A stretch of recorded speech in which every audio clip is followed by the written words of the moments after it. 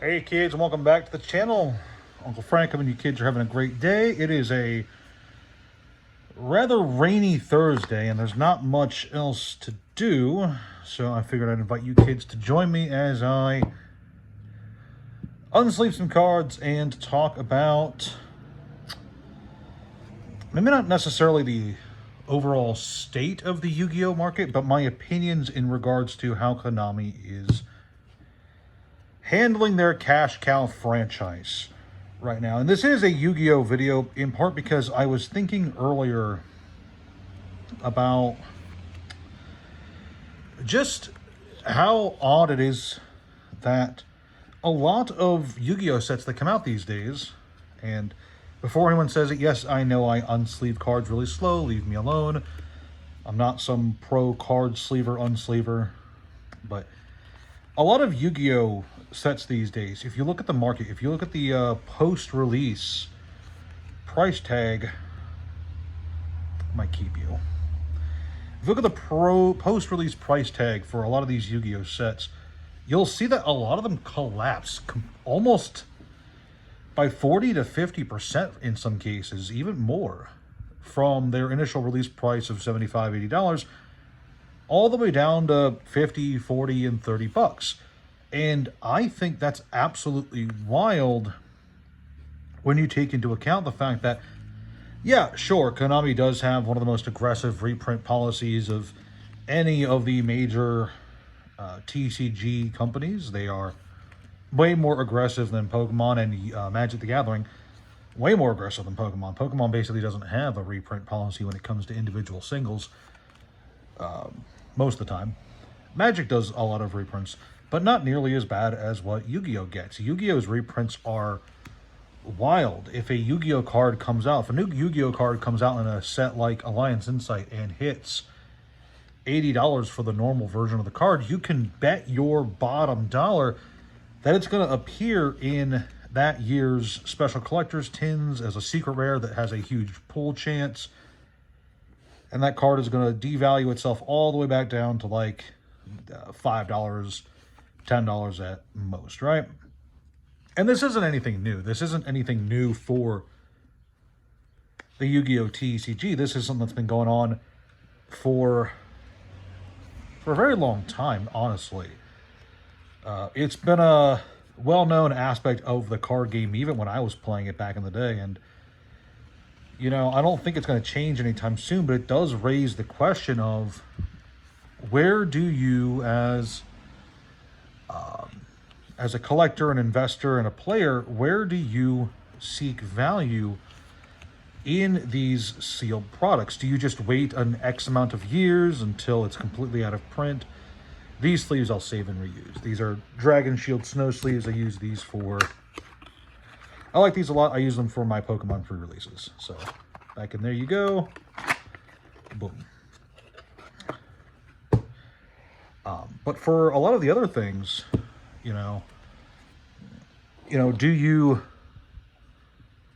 just wait to see what boxes might have value down the road, or do you just buy everything and hope that it doesn't collapse at release, or do you just wait a few months after release to buy it up because you know that it's going to get a discount? And for a lot of Yu-Gi-Oh players, I know that the typical cycle of the Yu-Gi-Oh player is to just build a deck that costs hundreds of dollars to assemble and then sell it off down the road after it's been reprinted into hell, and you can only get like 20 bucks for it. And I know that that's not exactly what happens, but I have seen similar stories to that over and over again over the last 15 years. That it's been kind of ingrained in me, at least, as the typical Yu-Gi-Oh experience.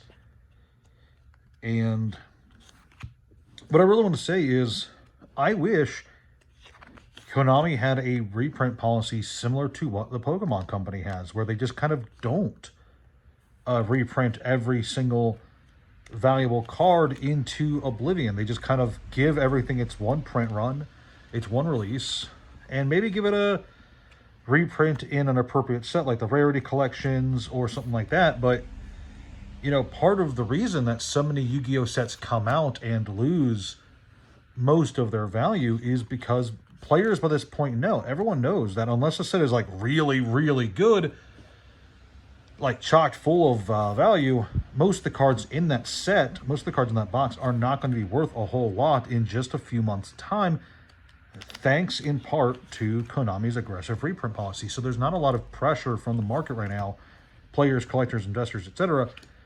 There's not a lot of market pressure on these sealed products for Yu-Gi-Oh! That aren't specialty products with a lot of hype behind them. I mean, you know, again, there is things like the rarity collections, the quarter century bonanza, things like that, where there is a lot of, I really like Whisper Silk Cloak, not so much Obelisk Bird. There is a lot of this upwards pressure for those specialty sets, and those are really a bit of a outlier, especially nowadays. Oop, log car passing through. Ooh, there's an Imprisoned in the Moon in here. Hold on to you. I like you a lot. Where was I? Oh yeah, there's outliers. You know, there's outliers like the Rarity Collection sets or the LOB 25th Anniversary reprint box, which did lose some value, but then skyrocketed as I kind of feared it might. I didn't buy any of those when they went down in price, and that kind of kills me. But for the most part, oh, there's a Windfall in here. Hello. Ah, Windfall, you are a beauty. Beauty of a card right there. For most Yu-Gi-Oh! Boxes, go ahead. Alliance Insight is the most recent one that came out, and I would like you to go ahead and check how much that box is going for on TCG Player right now, because I almost guarantee it's less than $60, maybe even less than $50 right now. And that's a beautiful set, in my opinion. It has a brand new Dark Magician Girl card in it, and that even did not save it. That new Dark Magician Girl card did not save Alliance Insight from its fate as a set that loses value. Oh, there's a Curious Obsession too. Hello, a lot of good cards here. And I'm kind of curious to hear, actually. This video is in part because I'm curious to hear from all of you. What do you think it would take for the Yu-Gi-Oh! Situation to turn around and for these boxes to not only not collapse post-release, but to gain a lot of value post-release, like what we see with Pokemon boxes and some Magic products? And I'm just kind of curious what you think, what steps you guys think Konami would have to take for these boxes to, at the very least, remain stable. Because at the end of the day, you're hoping for stability in the market. You're hoping that your boxes that you buy don't lose value, especially if you're a store owner. You know, store owners are heavily disincentivized from buying new Yu-Gi-Oh! Product, because if they don't manage to sell that stuff right away, they don't get those cases off the shelves as fast as possible, they can lose their butts on those cases. Because look, a lot of the time, boxes are going on the secondary market on TCG Player and eBay for less than wholesale value, which is absolutely crazy. Is Notion Thief still a pretty good card? I'll put you aside just in case anyway. So, you know, if you're a store and you're doing the math in your head, you know, do you want to spend, when a new set comes out, when you get the solicitations from your distributor for a new set, do you want to buy it at the wholesale price? Or do you think that this will be yet another Yu-Gi-Oh! Set that in just a few months, a Cloak and Dagger,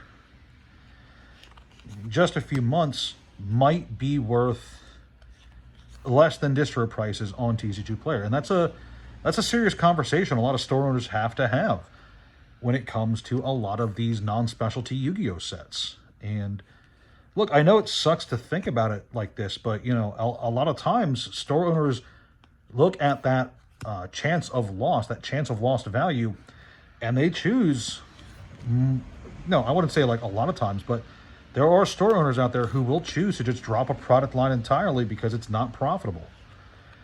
And for some people, Yu-Gi-Oh! Is that non-profitable product line. And I know it sucks to say because I really like Yu-Gi-Oh! Quite a lot. But especially with it's got a weird Tarmogoyf right there. We'll hold you on the other side. Especially when it comes to newer versus old, I feel like Yu-Gi-Oh has the biggest disparity between old cards and new cards. Let's put you aside too. You know, because when it comes to Yu-Gi-Oh, almost all the collectability is in the older sets, the older cards, GX era, 5Ds era, and up, and older. And not a lot of the new stuff gets a lot of love from the collector investor community. And that's just really the crux of this video. Is A, you know, I just want to bemoan the current state of the Yu-Gi-Oh market, and B, I just want to ask you guys, hey, you know, what do you think it would take for this situation to change? And keep in mind that this situation has been the state of things for a very long time. So, you know, thank you guys so much for watching. I've got a green deck, sliver deck, and some other stuff over here to unsleeve. But I just wanted to chat with you guys while I did some of the unsleeving. Oop, I forgot about you. And just, you know, I'm kind of curious to hear what you guys' thoughts are. So let me know in the comment section down below, and I will talk to you guys hopefully soon. Hopefully with a more upbeat and more optimistic video. But yeah, that's all I got for you kids today. I will talk to you next time. Ciao.